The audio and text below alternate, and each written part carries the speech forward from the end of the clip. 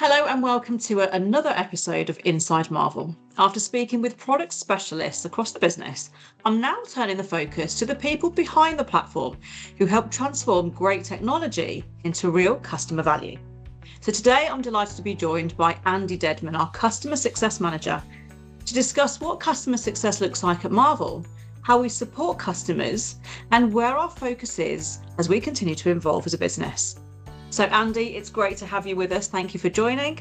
I know many of our viewers will have come across you already, but for those who haven't met you yet, could you briefly introduce yourself and tell us a little bit about your role at Marvel? Thank you, Zara.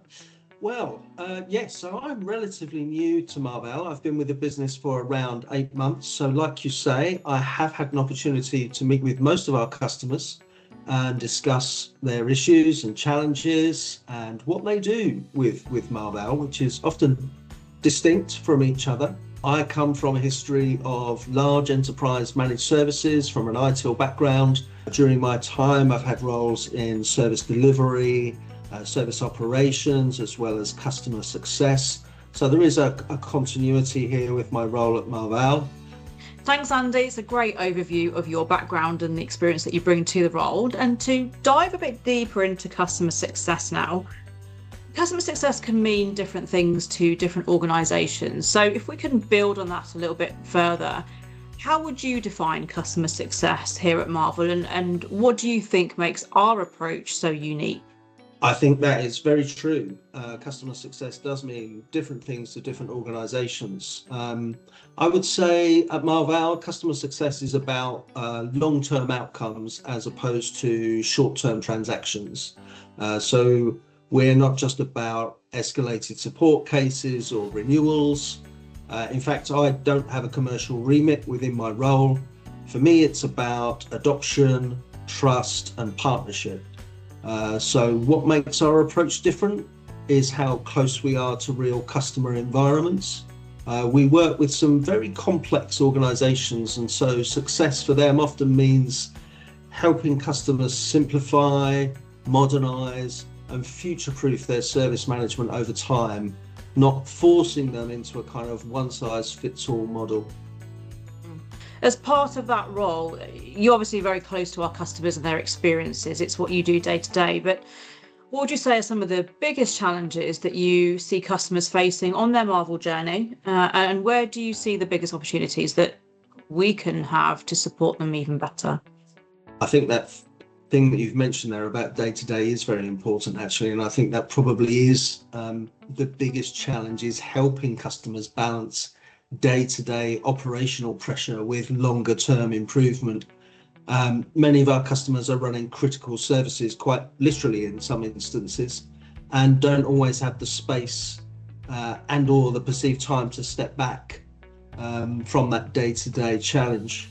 The opportunity is huge, though. Customers who invest time in structure, governance and upgrades see real gains in performance, usability, and confidence in the people that use Marval. And I think that's where Marval really shines. I guess now moving from sort of your day to day, but even more sort of in the here and now, based on the organisations that you are having interaction with day to day, what do you sort of feel the customers need most at the moment to feel supported and confident to set up for success? I would say probably two streams are common, and that is clarity and partnership, so collaboration. So by that what I mean is clarity, so clear guidance on, on versions, on upgrades, on roadmap priorities, and plus honest conversations about what's worth tackling now versus what's worth doing later, what's not a priority. I think customers value not knowing they are navigating change alone, and that Marvel understands their constraints as well as their ambitions. I love that. It's very much a value that we have at Marvel, isn't it? Sort of communication and collaboration. So it's great that that extends outwards and we are living and breathing those values day to day. So looking ahead then, Andy, so it kind of naturally leads us into dealing with what comes next, on our journey. If you could give customers one piece of advice to help them get the most amount of value from Marvel right now, what would that be? Yeah, I would say don't treat Marvel as kind of set and forget. So I think it's important that we regularly review how it's configured, stay current with versions where it's possible, engage us early when there's kind of strategic change, and understand that small incremental improvements compound quite quickly.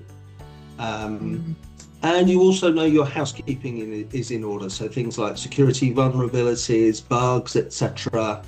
So yeah, I would say my one piece of advice, if I had to give one, it would be avoid the set and forget. Great piece of advice, and I guess looking at things holistically. So yeah, fantastic. Thanks, Andy. So we've looked at the past, we're looking at the here and now. We've kind of looked a little bit further ahead. If I'm looking even further ahead, what excites you most about the future of Marvel and the direction that you feel that they're heading in? I think that might be the easiest question you've asked me, actually, because it's a really exciting time. When you say excites in your question there, it is a really exciting time. And I think what excites me most right now is that we're laying the foundations for meaningful change. People will have seen, or some people will have seen, the visual updates, but it's not really just the visual updates, but architectural improvements to the platform to unlock faster performance, better integrations, more flexibility. And the next phases that customers will see is where that investment in the product is really going to pay off. I am genuinely excited about that. Great to hear. And I guess fundamentally it all brings you back to that people perspective, doesn't it? So I'm going to bring it back to that as sort of before we wrap up. I'd love to bring it back to the human side of customer success. Obviously, there's lots of technical benefits to look forward to, but from the human side of it, have you had a standout customer moment recently where it's kind of recently reminded you of why this role matters so much generally, but also at Marvel? Yeah, I would say a couple, and they've been really good. One of them kind of one-to-one in a sort of executive meeting, but also anyone that was on one of our recent webinars would have seen this as well. And those moments are where a customer challenges us directly, but constructively. And I think those conversations, when they're handled openly, often lead to better outcomes for everyone.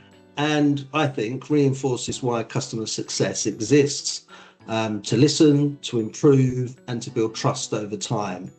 Brilliant, Andy. Thank you so much. It's been great hearing your insights and getting a bit behind the scenes input into how customer success plays such a pivotal role in helping our sort of customers succeed with Marvel. So to everyone watching, a big thank you to you too. Thanks for joining us today, and please feel free to share this with your colleagues and contacts. And if you would like to learn more about Marvel or like to speak to a member of the team, please get in touch using the link below.